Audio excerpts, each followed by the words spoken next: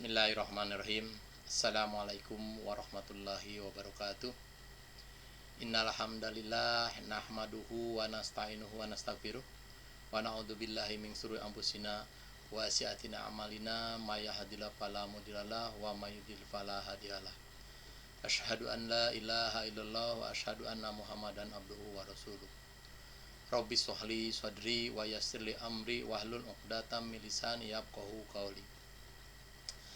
Pertama-tama dan yang paling utama, marilah kita panjatkan puji dan syukur kehadirat Allah Subhanahu wa taala yang telah memberikan rahmat kepada kita semua sehingga kita dapat berkumpul bersama-sama dalam acara pembekalan Prakrin program jarak jauh. Salawat dan salam kita haturkan ke junjungan kita Nabi Muhammad sallallahu alaihi wasallam beserta keluarganya, para sahabat-sahabatnya, para tabi'in sampai kepada kita semua yang insya Allah selalu istiqomah menjalankan ajaran-ajarannya. Selamat Anda sudah melaksanakan mudah-mudahan anak-anakku semua hasilnya memuaskan dan dapat mengikuti program Prakrin atau yang diistilahkan atau istilahnya adalah PKL. Dalam Prakrin ada beberapa hal kendala yang saya harus sampaikan sebagai berikut. 1. Kita mulai dari sebelum berangkat PKL. Banyak siswa memiliki pemikiran untung rugi pada masalah keuangan dan tidak berorientasi kepada kompetensi, penguasaan kompetensi yang harus diraih atau istilahnya cari uang saku yang besar. Nah, inilah yang perlu Anda renungkan. Anda berakan prakerin di sini bukan semata-mata mencari uang, tetapi adalah Anda mencari ilmu. Itu kesampingkan dulu. Kalau toh itu rezeki untuk Anda, itu tidak akan kemana. Yang kedua adalah kurang memperoleh informasi penting dari industri yang Anda mau Anda prakrin. Ya. Harusnya sebelumnya Anda dicoba industri itu atau Anda browsing gimana sih industri itu, cocok nggak dengan kompetensi yang ada di kita. Yang ketiga, kadang-kadang ada perusahaannya yang bagus, kompetensinya cocok dengan kita, tetapi jauh dari kita, sehingga kita keterbatasan dana yang dimiliki oleh siswa atau living cost-nya. Akhirnya anak tersebut tidak dapat melaksanakan di perusahaan tersebut walaupun dari segala seginya cocok. Hanya dari istilahnya dana. Ini juga yang jadi permasalahan. Ya. Yang keempat, ada anak yang memilih perusahaan pilihan sendiri. Ternyata setelah kita evaluasi, kita datangi perusahaan itu tidak cocok dengan kompetensi yang ada di teknik elektronika, daya dan komunikasi. Nah, itulah beberapa hal yang agak sedikit menjadi kendala kita untuk Anda berangkat ke perusahaan. Yang kedua adalah saat pelaksanaan. Nah, ini saat pelaksanaan. Kadang-kadang siswa merasa kurang pas ditempatkan di bagian tertentu oleh perusahaan. Ya. Nah, sebetulnya Anda mau ditempatkan di mana di perusahaan itu Anda harus kuasai dan Anda harus tahu. Supaya apa? Bekal modal Anda nanti akan ke depan. Ya. Karena kalau umpamanya Anda kurang pas sehingga Anda motivasinya menjadi rendah. Kalau motivasi menjadi rendah, otomatis ya kinerja juga akan kurang. Ini yang perlu Anda perhatikan baik-baik. Ya. Yang berikutnya adalah pemahaman keselamatan dan kesehatan kerja. Ini yang rendah, sehingga akan menyebabkan kecelakaan.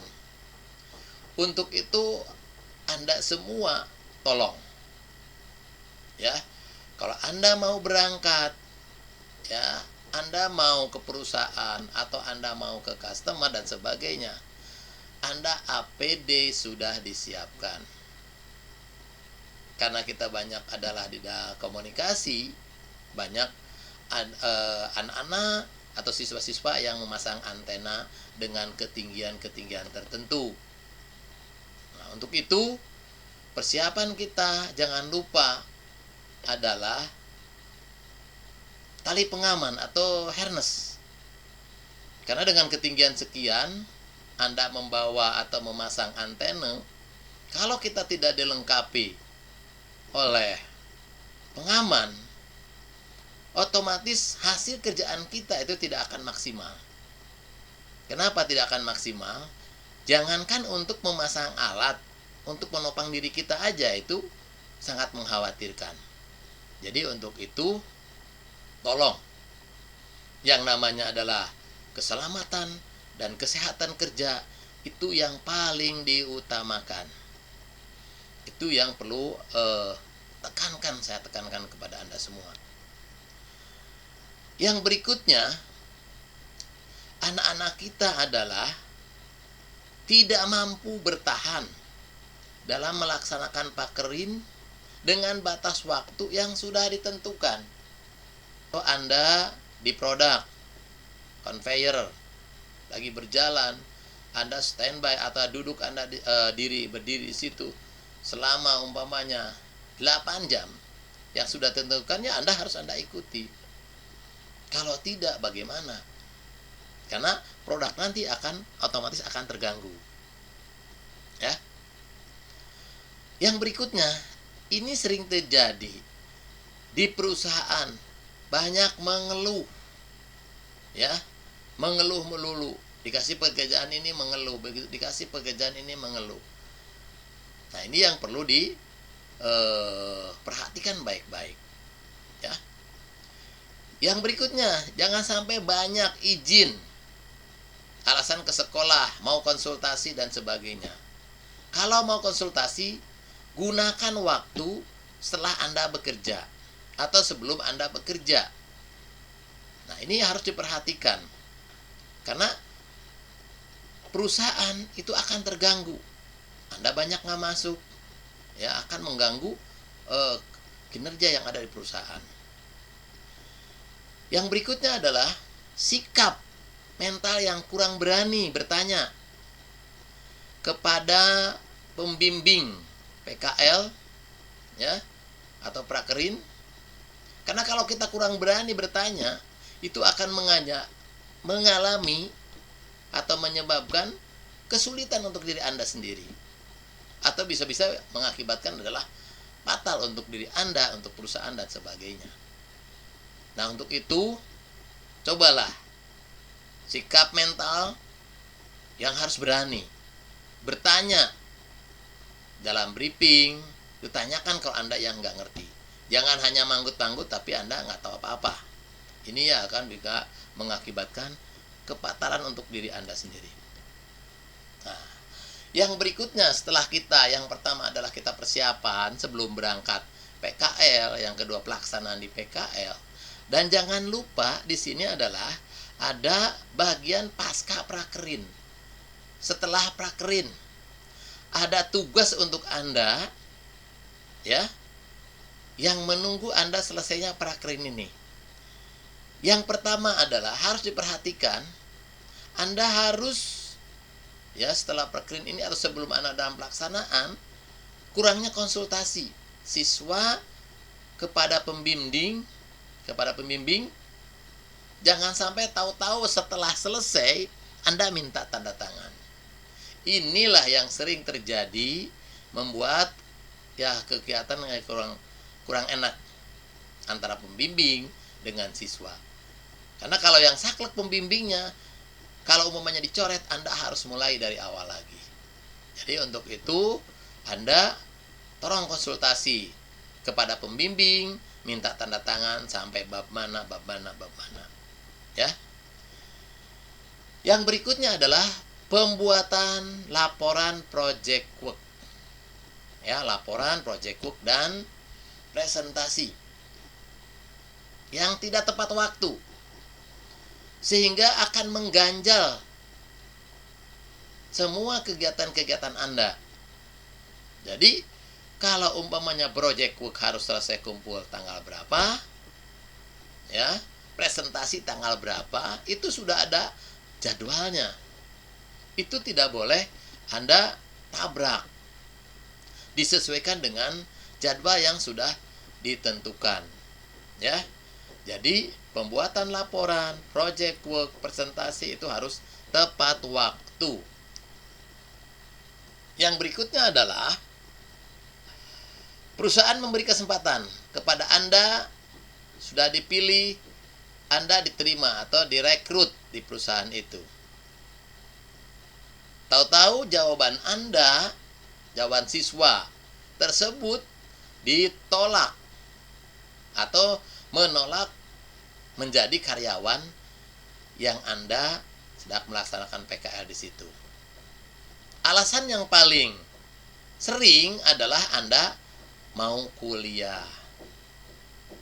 Kalau kuliah is okay.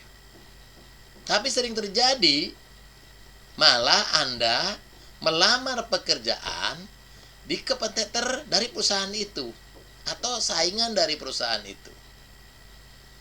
Sehingga begitu ketemu Anda bekerja di perusahaan kompetitornya, itu sangat menyakitkan ya, terhadap perusahaan yang pernah Anda prakerin di situ. Kenapa? Karena sama aja Anda menikam dari belakang. Ya, akibatnya adalah sekolah yang jadi limpahan kekecewaan dari perusahaan itu. Sehingga tahun berikutnya tidak mau lagi menerima PKL dari kita. Karena ulah Anda semua atau ulah Anda segelintir siswa mengakibatkan kerugian untuk adik kelasnya. Yang berikutnya adalah setelah Anda PKL atau Anda mau konsultasi ke sekolah, itu tidak ada perubahan perilaku yang mengarah yang lebih baik. Padahal Anda waktu berangkat dari ke sekolah mau ke perusahaan, itu Anda rambutnya rapi, rambut pendek, pakaian rapi. Ya. Tapi begitu Anda ke sekolah, Anda rambut gondrong, pakaian seenaknya, pakai jeans. Nah, itulah sehingga Anda tidak ada perubahan perilaku yang lebih baik. Ini sangat disayangkan.